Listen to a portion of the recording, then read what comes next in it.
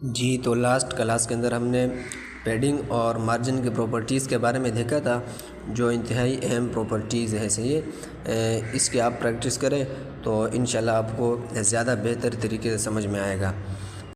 ہم نے ڈیو کو 3 طریقوں سے مارجن اور پیڈنگ دیا تھا. ایک طریقہ تو یہ تھا کہ ہم نے چاروں طرف سے ایک ساتھ مارجن دیا. دوسرا طریقہ یہ تھا کہ ہم نے الگ الگ مارجن دیا. صحیح ہے، پھر ہم نے دو یعنی ٹاپ اور باٹم کو ایک ساتھ دیا اور لیفٹ اور رائٹ کو ایک ساتھ دیا. پھر ہم نے ایک پراپرٹی کے اندر چاروں کو ایک ساتھ دیا، ان 4 ویلیوز لکھی اور پہلے ٹاپ کو، پھر رائٹ، پھر باٹم اور پھر لیفٹ کو مارجن دیا. اب نیکسٹ کلاس کا آغاز کرتے ہیں. تو میں سب سے پہلے ایک HTML اور ایک CSS کا فائل بناؤں گا، اور اگر میں Shift+1 پریس کروں اور انٹر کر دوں تو میرے پاس کوڈ آ جائے گا. صحیح ہے، اب یہاں میں ایک H1 کا ٹیگ بناؤں گا جس کے اندر میں کچھ بھی لکھ سکتا ہوں. اس کلاس کے اندر ہم 2 پراپرٹیز کے بارے میں بات کریں گے، ایک ڈسپلے اور ایک پوزیشن. صحیح ہے کہ ان کا یوزیج کیا ہے اور یہ کیسے کام کرتی ہے.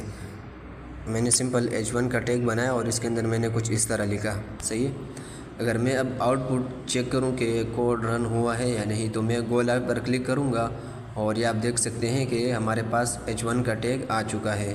صحیح ہے، اب اس کے بعد جو میں کام کروں گا وہ یہ کہ میں سب سے پہلے اس کے ساتھ CSS کی شیٹ کو لنک کر دوں گا. صحیح ہے، اور یہاں پر میں اس کی ریلیٹیو بات دوں گا اور جس فائل کو کنیکٹ کرنا ہے اس کی بات دے دوں گا. صحیح ہے، اور اگر میں چیک کروں کہ یہ شیٹ اس کے ساتھ کنیکٹ ہوا ہے یا نہیں تو میں سمپل H1 کو ٹارگٹ کر کے اس کو ایک کلر دوں گا تاکہ مجھے پتہ چلے.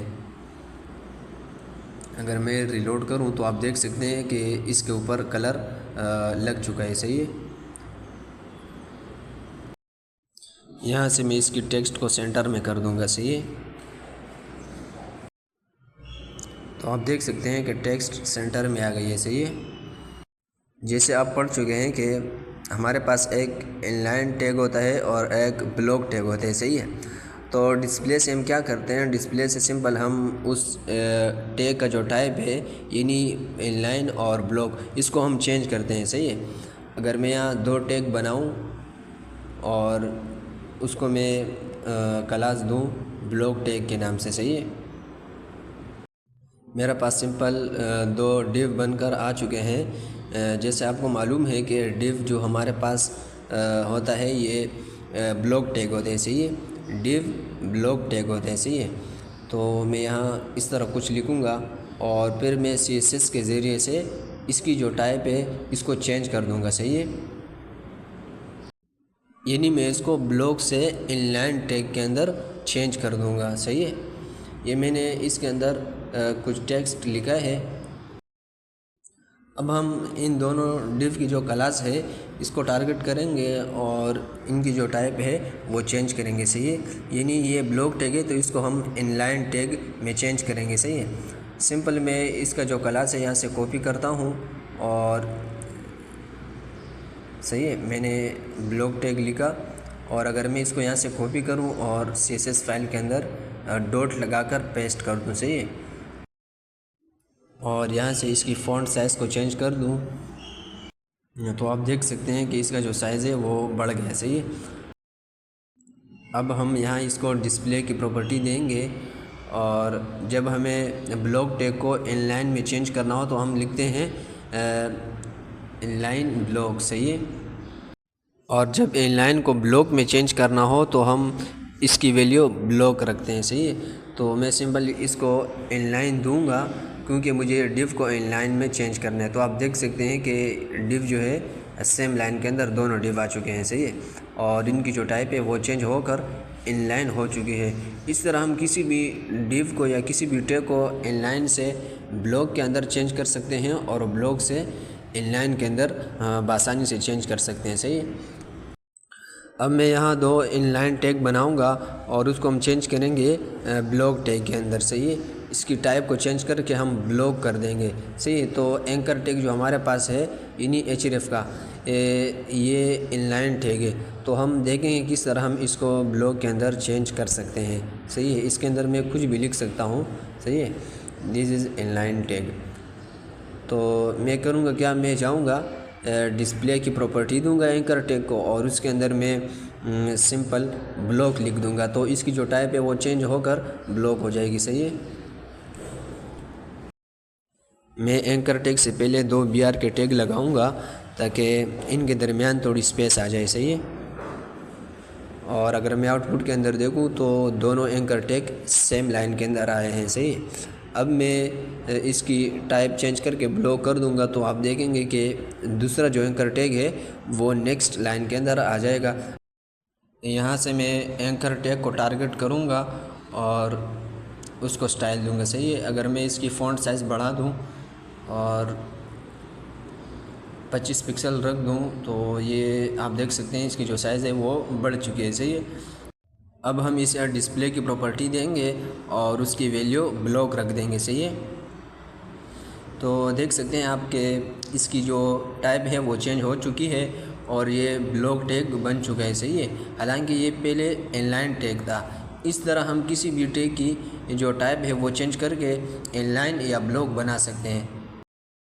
پوزیشن یہ ایک پراپرٹی ہے جس کے اندر ایبسلیوٹ، فکسڈ، ریلیٹیو، اسٹیٹک اور اسٹیکی ویلیوز ہوتی ہیں. صحیح ہے. اچھا، اس کی جو اسٹیٹک ویلیو ہے یہ ڈیفالٹ ہے. صحیح ہے. اگر ہم اسے اسٹیٹک ویلیو دیں گے تو یہ کچھ اثر نہیں کرے گا آؤٹ پٹ میں. صحیح. اب سمجھنے کی بات یہ ہے کہ جو پوزیشن کی پراپرٹی ہے اس کے ساتھ ہمیں 4 پراپرٹیز اور بھی اویلیبل ہو جاتی ہے جو پوزیشن کی پراپرٹی لگانے سے پہلے اویلیبل نہیں ہوتی. صحیح ہے. جیسے ہی ہم پوزیشن کی پراپرٹی لگائیں گے تو ہمارے پاس یہ 4 پراپرٹیز اویلیبل ہو جاتی ہے. صحیح. یعنی لیفٹ، رائٹ، باٹم اور ٹاپ.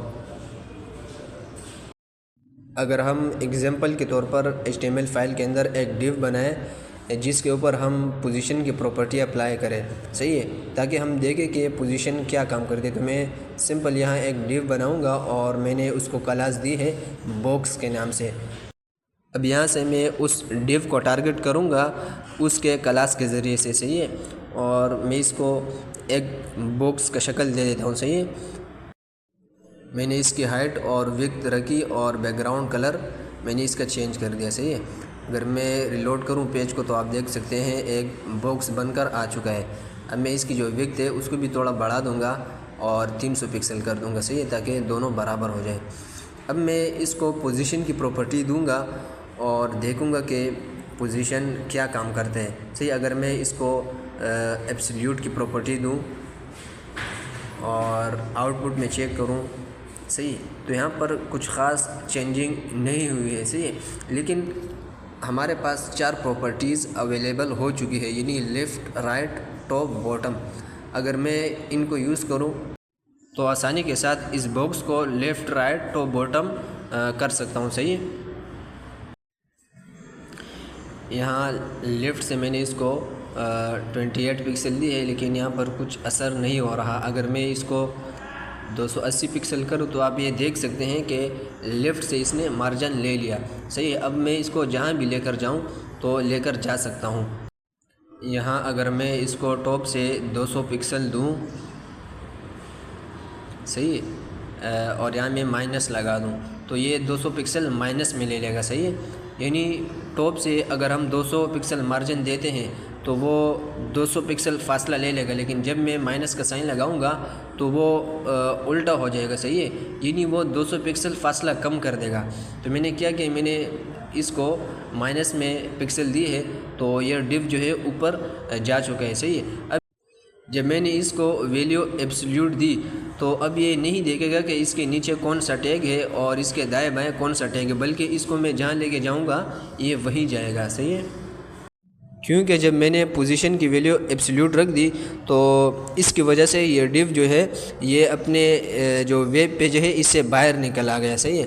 اور جب یہ باہر نکل آ گیا اب اسے میں جہاں لے کے جانا چاہوں تو میں لے کے جا سکتا ہوں، لیکن اس کی ایک خرابی ہے کہ یہ رسپانسو نہیں رہتا. صحیح ہے.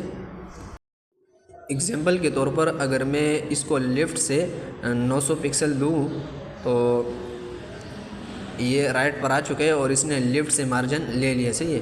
لیکن جب میں اس کو چھوٹے اسکرین پر دیکھوں گا، صحیح، یعنی موبائل سائز پہ دیکھوں گا اس ویب سائٹ کو، تو یہ ڈیو نظر نہیں آئے گا. صحیح ہے. کیونکہ اس کو میں جہاں رکھوں یہ وہی ٹھہرا رہتا ہے، صحیح ہے، وہاں سے ہلتا نہیں، اگرچہ سائز چھوٹا بڑا ہو لیکن یہ اپنی جگہ سے نہیں ہلتا بلکہ اپنی جگہ پر ہی ٹھہرا رہتا ہے، صحیح ہے۔ آپ دیکھ سکتے ہیں میں اسکرین کا جو سائز ہے وہ چھوٹا کر رہا ہوں لیکن ڈیف شو نہیں ہو رہا، کیونکہ اس کو میں نے لیفٹ سے 900 پکسل دی ہے، صحیح ہے۔ اب یہ اپنی جگہ سے نہیں ہلے گا چاہے اسکرین کا سائز چھوٹا ہو یا بڑا ہو، صحیح ہے۔ اب آپ کو اتنا پتہ چل چکا ہے کہ پوزیشن کیا ہوتا ہے اور اسے ہم کیسے یوز کر سکتے ہیں، صحیح ہے۔